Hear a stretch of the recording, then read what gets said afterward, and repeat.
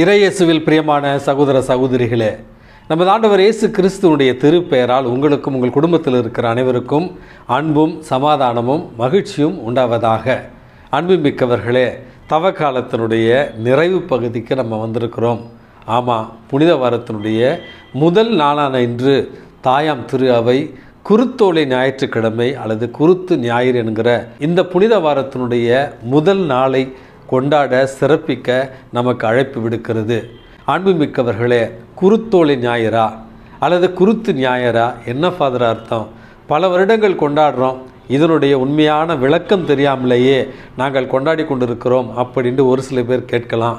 2000 ஆண்டுகளுக்கு முன்பாக இயேசு கிறிஸ்து வாழ்ந்த அந்த ஒரு காலகட்டத்தில் இயேசு கிறிஸ்து எளிய மக்களோடு உறவாடி கடவுளை தந்தை என அழைக்க மக்களுக்கு கற்பித்து, தான் தந்தையிடமிருந்து வந்தவன், தந்தை அனுப்பிய அந்த நற்காரியங்களையே நான் செய்து கொண்டிருக்கிறேன், என்னுடைய நற்காரியங்களே தந்தை என்னை அனுப்பினார் என்பதற்கான சான்று விண்ணக தந்தையை நம்முடைய தந்தை என்று அழைக்க கற்றுக் கொடுத்த ஒரு காரணத்திற்காகவும், விண்ணக தந்தை என்பவர் அனைத்துலக மக்களின் தந்தையாக இருக்கிறார். ஆகவே நம் அனைவரும் சகோதர சகோதரிகள் என்று சொன்னதாலும் இவன் தன்னையே கடவுள் என்று அழைத்து கொள்கிறான் என்று தேவ தூஷணம், இறைவனை பழித்துரைக்கிறான் அப்படி என்று சொல்லி யூத மத தலைவர்கள் இயேசுவனுடைய படிப்பினையால் வெகுண்டெழுந்து இயேசுவை கொலை செய்ய திட்டம் தீட்டிய ஒரு நேரத்தில் தான் பாஸ்கா விழாவை கொண்டாட வந்திருந்த எருசலேம் நகரத்து மக்களினுடைய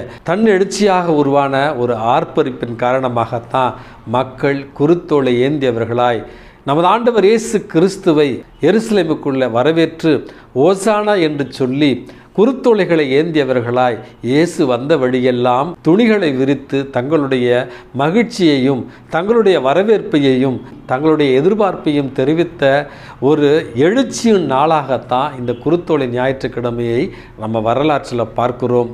ஆம், அன்புமிக்க சகோதர சகோதரிகளே, 2000 வருடத்திற்கு முன்பாக ஏற்பட்ட அந்த சூறாவளி, 2000 வருடத்திற்கு முன்பாக ஏற்பட்ட அந்த ஒரு புரட்சி இன்றைக்கு உலகத்தில் மிகப்பெரிய ஒரு மாற்றத்தை கொண்டு வந்திருக்கிறது என்பது தான் வரலாற்று உண்மை.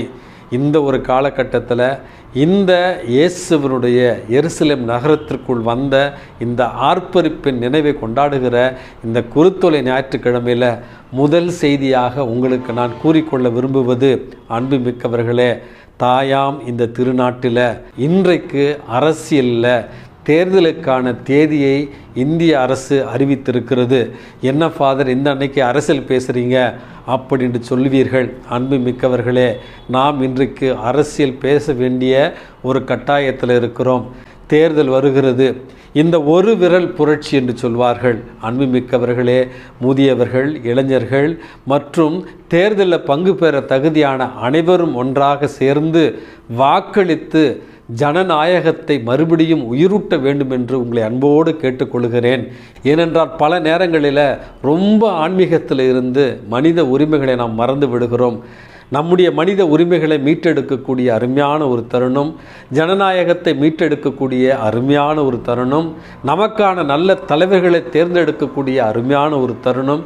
ஆகவே தேர்தல் வருகிற நேரத்தில் அனைவரும் தங்களுடைய ஜனநாயக கடமையை நிறைவேற்ற உங்களை அன்போடு இருகரம் குவித்து கேட்டுக்கொள்கிறேன். உங்களுடைய இந்த ஜனநாயக கடமையை கண்டிப்பாக செய்து முடியுங்கள். இதுதான் இந்த குருத்தோலை ஞாயிற்றுக்கிழமையினுடைய முதல் செய்தியாக உங்களுக்கு நான் சொல்லுகிறேன். இரண்டாவது ஒரு செய்தியாக, அன்புமிக்கவர்களே, இந்த குருத்தோலை ஞாயிறு என்பது 4 நற்செய்திகளிலும் குறிப்பிடப்பட்டிருக்கிறது. அப்படி என்றால் இயேசுவனுடைய வாழ்க்கையில், மீட்பின் வரலாற்றில் இந்த எருசலேம் ஆலயத்திற்கு இயேசு வெற்றி வீரராய் சென்ற இந்த ஒரு ஞாயிற்றுக்கிழமை நம்மையும் இயேசுவை நம்முடைய மீட்பராக ஏற்றுக்கொள்ளவும், அந்த எருசலேம் நகரத்திற்கு வந்திருந்த மக்கள் ஓசானா என்கிற ஆர்ப்பரிப்போடு இயேசுவை வரவேற்றது போல நாமும் இயேசுவை நம்முடைய வாழ்க்கையில் ஓசானா என்று சொல்லி நம்முடைய வாழ்வின் மீட்பராக வரவேற்கிற ஒரு அழகான தருணமாகவும் இந்த நாளை நம்ம நினைவு கூறுகிறோம். மூன்றாவது ஒரு அழகான செய்தியாக அன்புமிக்கவர்களே, இந்த குருத்தோலை என்பது யூத மரபில் வெற்றியின் ஒரு சின்னமாக, ஆர்ப்பரிப்பின் ஒரு சின்னமாக, மகிழ்ச்சியின் ஒரு சின்னமாக பயன்படுத்தப்பட்டு வந்தது என்பதுதான் வரலாற்று உண்மை. அதன் ஒரு காரணமாகவே எருசலேம் நகரத்தில் மக்கள் இந்த குருத்தோலையை நமது ஆண்டவருக்காக ஏந்தி அவர் சென்ற இடங்களிலெல்லாம் தங்களுடைய ஆடைகளை அந்த இடத்துல பரப்பி அவரை மகிழ்ச்சியோடு ஆரவாரத்தோடு அவரை எதிர்பார்ப்போடு வரவேற்றார்கள் என்பதையும் இன்றைக்கு நம்ம புரிந்து கொள்ள வேண்டும்.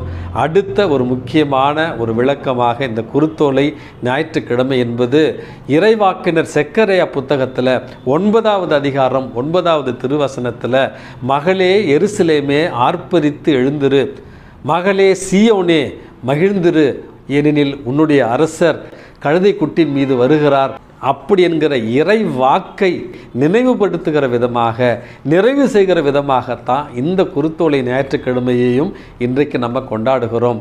அன்புமிக்கவர்களே, கடைசியான ஒரு காரணமாக இந்த ஒரு குருத்தோலை ஞாயிற்றுக்கிழமை என்பது உலகம் முழுவதும் இருக்கிற அனைத்து கிறிஸ்தவர்களும் தங்களுடைய வேறுபாடுகளை மறந்து நமது ஆண்டவர் இயேசு கிறிஸ்து வெற்றி வீரராய், அரசராய், மெசியாவாய் எருசலேமுக்குள் சென்ற அந்த அழகான நிகழ்வை நினைவு கூறுகிற ஒரு தினமாக, வேற்றுமைகளை மறந்து ஒற்றுமை உணர்வோடு கிறிஸ்தவர்கள் நாம் இயேசுவின் பிள்ளைகள் என்கிற உணர்வோடு ஏறெடுக்கிற ஒரு அழகான தினம்தான் இந்த குருத்தோலை ஞாயிற்றுக்கிழமை. ஆகவே இந்த குருத்தோலை ஞாயிற்றுக்கிழமை பற்றின இந்த விளக்கத்தோடு இந்த ஞாயிற்றுக்கிழமை, இந்த புனித வாரத்தினுடைய தொடக்க நாள் நமக்கு என்ன பாடத்தை சொல்லித் தரலாம் என்று யோசிக்கிற பொழுது ஒரு சில கருத்துக்களை உங்களோடு நான் பகிர்ந்து கொள்ள விரும்புகிறேன். அன்புமிக்கவர்களே, புனித வாரத்தினுடைய தொடக்கம். வருடத்தில் மொத்தமாக 52 வாரங்கள் இருப்பதை நாம் உணர்வோம். இந்த 52 வாரங்களில் இந்த ஒரு வாரம் மட்டும் இந்த குருத்தோலை ஞாயிற்றுக்கிழமையிலிருந்து உயிர்ப்பு ஞாயிற்றுக்கிழமை வரை இருக்கிற இந்த 7 நாட்களில் என்ன ஃபாதர் புனிதம் இருக்குது அப்படின்னு கேட்கலாம். ஏனென்றால் மாசற்ற செம்மறியை காட்டி கொடுத்த வாரம்தான் இந்த வாரம். ஓசானா ஓசானா என்று சொன்ன கூட்டம் நன்றியை மறந்து இவரை கொல்லும், இவரை சிலுவையில் அறையும் என்று கூறிய நன்றியை மறந்த வாரம்தான் இந்த ஒரு வாரம். சென்ற இடமெல்லாம் நோயுற்றவர்களுக்கு குணமளித்தவருக்கு இன்றைக்கு சாவை தண்டனையாக கொடுத்த வாரம்தான் இந்த வாரம். உயிருக்கு உயிராய் அன்பு செய்த அவருடைய திரு தூதர்களில் ஒருவரே நன்றியை மறந்து அவரை காட்டி கொடுத்த ஒரு வாரம்தான் இந்த புனித வாரமாக நம்ம பார்க்கிறோம். உயிருக்கு உயிராய் அன்பு செய்த அன்பு சீடர்கள் இவரை எங்களுக்கு தெரியாது அப்படி என்று ஓடி ஒளிந்த ஒரு வாரம்தான் இந்த வாரம். ஆகவே இந்த வாரத்தில் துரோகங்களை பார்க்கிறோம், இந்த வாரத்தில் நன்றியை மறந்த ஒரு நிலையை பார்க்கிறோம். இந்த வாரத்தில் எப்படி புனிதம் இருக்கலாம் அப்படின்னு நீங்கள் கேட்கலாம்.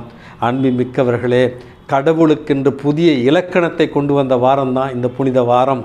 கடவுள் தன்மையில் விளங்கிய அவர் அதை பிடித்து கொண்டிருப்பதாக கருதாமல் அதிலிருந்து நமக்காக மனித உருவெடுத்து அந்த மனித உருவிலும் அடிமையின் கோலம் பூண்டு சாவை ஏற்கும் அளவுக்கு, சிலுவை சாவை ஏற்கும் அளவுக்கு கீழ்ப்படிதலால் நம்மை மீட்டு கொண்ட இந்த வாரத்தை தான் புனித வாரம் என்று நம்ம சொல்லுகிறோம். ஆகவே அன்புமிக்கவர்களே, துரோகங்கள் இருந்தாலும், காட்டி கொடுப்புகள் இருந்தாலும், நன்றி மறத்தல் இருந்தாலும், நமக்காக இயேசு தம்மையே தாழ்த்தி கீழ்ப்படிதலால் நம்மை மீட்டு கொண்ட இந்த ஒரு வாரத்தை தான் புனித வாரம் என்று நம்ம சொல்லுகிறோம். இந்த புனித வாரத்தில் நாம் கற்றுக்கொள்ள வேண்டிய முதல் பாடம் என்பது இயேசு அமைதியாக சிலுவையை ஏற்றுக்கொள்கிறார். அன்புமிக்கவர்களே, மாசு மறுவற்றவராக இருந்தாலும், பாவமே அறியாதவராக இருந்தாலும், நம்முடைய பாவங்களுக்கு பாரமான சிலுவையை ஏற்றுக்கொண்ட அந்த நிகழ்வை நன்றியோடு நினைத்து பார்க்கத்தான் தாயாம் திரு அவை இன்றைக்கு நமக்கு அழைப்பு விடுக்கிறது. அன்புமிக்கவர்களே, நம்முடைய வாழ்க்கையில் துன்பங்கள், துயரங்கள், வேதனைகள், சவால்கள், இறப்புகள் வருகிற நேரத்தில் இயேசுவை போல தந்தையாகிய கடவுளுக்கு கீழ்ப்படிந்து இறை சித்தத்தோடு நம்முடைய பாரமான சிலுவைகளை ஏற்றுக்கொள்ள இறைவன் நமக்கு அழைப்பு விடுக்கிறார். இரண்டாவது ஒரு செய்தியாக, குருத்தோலை ஞாயிறன்று ஆர்ப்பரிப்பும் மகிழ்ச்சியும் ஆரவாரத்தையும் கண்ட இயேசு சில நாட்களுக்கு பிறகாக இவனை சிலுவையில் அறையும் என்கிற கண்டன குரல்களையும் கேட்கிறார். தன்னை சுற்றி தன்னுடைய கட்டுப்பாட்டை மீறி பல காரியங்கள் நடந்தாலும் இயேசு தன்னுடைய கட்டுப்பாட்டை இழக்காமல் எந்த ஒரு காரியத்திற்காக இறைவன் தன்னை அழைத்தாரோ அந்த ஒரு சித்தத்தை மட்டுமே கருத்தில் கொண்டவராய் பாரமான சிலுவையை ஏற்றுக்கொண்டு தன்னுடைய கட்டுப்பாட்டை இழக்காமல் இறை சித்தத்தை நிறைவேற்ற தொடர்ந்து பயணிக்கிற ஒரு வாரமாகத்தான் இந்த புனித வாரத்தை நம்ம பார்க்கிறோம். அன்புமிக்கவர்களே, வாழ்க்கையில் இன்பங்கள் துன்பங்கள் எல்லாம் வருகிற நேரத்தில், எல்லாமே நம்மை விட்டு கைவிட்டு போகிற ஒரு நிலையில் இருக்கிற நேரத்தில் இறை சித்தத்தை ஏற்றவர்களாய் நம்முடைய கட்டுப்பாட்டை இழக்காமல் வாழத்தான் இந்த புனித வாரம் நமக்கு இரண்டாவது ஒரு செய்தியாக அழைப்பு விடுக்கிறது.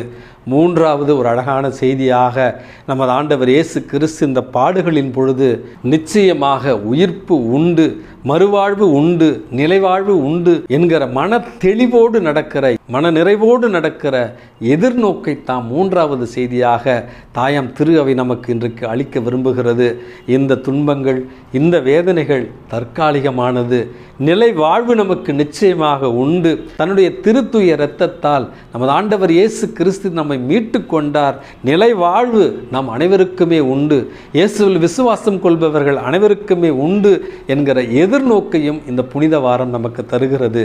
ஆகவே இந்த குருத்தோலை ஞாயிற்றுக்கிழமைக்கு பிறகு வருகிற இந்த புனித வாரத்தினுடைய சடங்குகள் வெறும் சடங்குகளாக, வெறும் காட்சிகளாக, வெறும் உணர்வுகளோடு வீணாகி போகிவிடாமல் நம்முடைய வாழ்க்கையை மாற்றுகிற, இயேசுவோடு துன்பத்தில் பயணித்து கடைசியில் சாவை வென்று வெற்றி வீரராய் இயேசு உயிர்ப்பில் வெளிவருவது போல நம்முடைய வாழ்வில் இருக்கிற துன்பங்களும் சோகங்களும் இயேசுவோடு புதைக்கப்பட்டு இயேசுவில் உயிர்த்தெழ நாம் ஒவ்வொருவரும் இன்றைக்கு இந்த திருவழிபாட்டில் மகிழ்ச்சியோடு பங்கு பெற்று வருகிற இந்த வாரத்தில் வெற்றி வீரர்களாய் உயிர்ப்பின் மக்களாய் வாழ இறைவனிடத்தில் இன்றைக்கு நம்ம மன்றாடி ஜெபிப்போம். எல்லாம் வல்ல இறைவன் தந்தை, மகன், தூய ஆவி உங்களையும் உங்கள் குடும்பத்தில் இருக்கிற அனைவரையும் நிறைவாக ஆசீர்வதித்து பாதுகாத்து வழி நடத்துவாராக. ஆமேன்.